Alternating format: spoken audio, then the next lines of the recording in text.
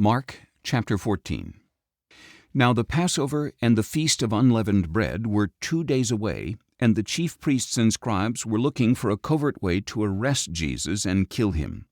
But not during the feast, they said, or there may be a riot among the people. While Jesus was in Bethany, reclining at the table in the home of Simon the leper, a woman came with an alabaster jar of expensive perfume made of pure nard. She broke open the jar and poured it on Jesus' head. Some of those present, however, expressed their indignation to one another. Why this waste of perfume? It could have been sold for over 300 denarii and the money given to the poor. And they scolded her. But Jesus said, "Leave her alone. Why are you bothering her? She has done a beautiful deed to me. The poor you will always have with you, and you can help them whenever you want. But you will not always have me. She has done what she could to anoint my body in advance of my burial. And truly I tell you, wherever the gospel is preached in all the world, what she has done will also be told in memory of her." Then Judas Iscariot, one of the 12, went to the chief priests to betray Jesus to them. They were delighted to hear this, and they promised to give him money. So Judas began to look for an opportunity to betray Jesus.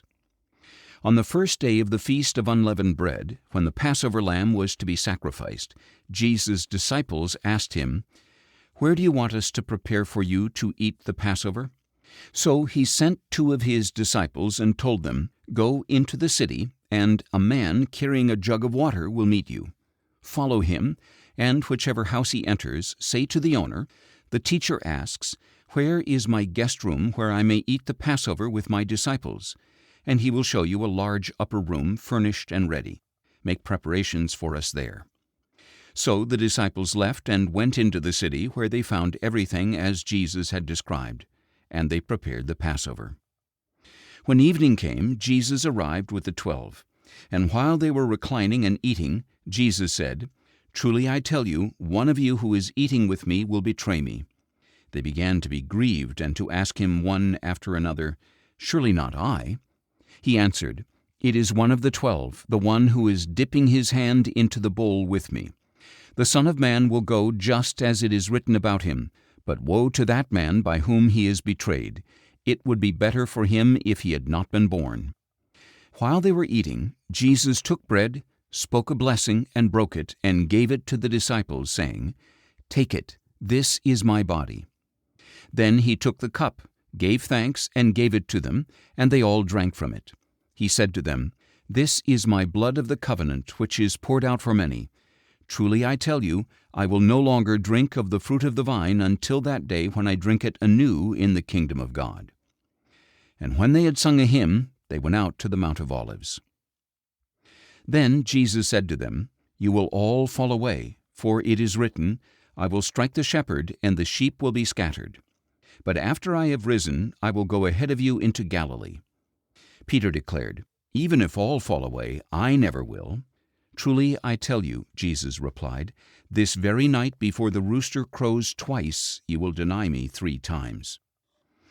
But Peter kept insisting, "Even if I have to die with you, I will never deny you." And all the others said the same thing. Then they came to a place called Gethsemane, and Jesus told his disciples, "Sit here while I pray." He took with him Peter, James, and John, and began to be deeply troubled and distressed. Then he said to them, "My soul is consumed with sorrow to the point of death. Stay here and keep watch." Going a little farther, he fell to the ground and prayed that, if it were possible, the hour would pass from him. "Abba, Father," he said, "all things are possible for you. Take this cup from me. Yet not what I will, but what you will." Then Jesus returned and found them sleeping. "Simon, are you asleep?" he asked. "Were you not able to keep watch for 1 hour? Watch and pray so that you will not enter into temptation, for the spirit is willing, but the body is weak." Again he went away and prayed, saying the same thing. And again Jesus returned and found them sleeping, for their eyes were heavy, and they did not know what to answer him. When Jesus returned the 3rd time, he said, "Are you still sleeping and resting? That is enough. The hour has come. Look, the Son of Man is betrayed into the hands of sinners. "Rise, let us go. See, my betrayer is approaching." While Jesus was still speaking, Judas, one of the 12, arrived, accompanied by a crowd armed with swords and clubs sent from the chief priests, scribes, and elders. Now the betrayer had arranged a signal with them. "The one I kiss is the man. Arrest him and lead him away securely." Going directly to Jesus, he said, "Rabbi," and kissed him. Then the men seized Jesus and arrested him. And one of the bystanders drew his sword and struck the servant of the high priest, cutting off his ear. Jesus asked the crowd, "Have you come out with swords and clubs to arrest me as you would an outlaw? Every day I was with you, teaching in the temple courts, and you did not arrest me. But this has happened that the Scriptures would be fulfilled." Then everyone deserted him and fled. One young man who had been following Jesus was wearing a linen cloth around his body. They caught hold of him, but he pulled free of the linen cloth and ran away naked. They led Jesus away to the high priest, and all the chief priests, elders, and scribes assembled. Peter followed him at a distance right into the courtyard of the high priest, and he sat with the officers and warmed himself by the fire. Now the chief priests and the whole Sanhedrin were seeking testimony against Jesus to put him to death, but they did not find any. For many bore false witness against Jesus, but their testimony was inconsistent. Then some men stood up and testified falsely against him. "We heard him say, 'I will destroy this man-made temple, and in 3 days I will build another that is made without hands.'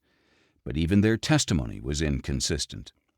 So the high priest stood up before them and questioned Jesus. 'Have you no answer?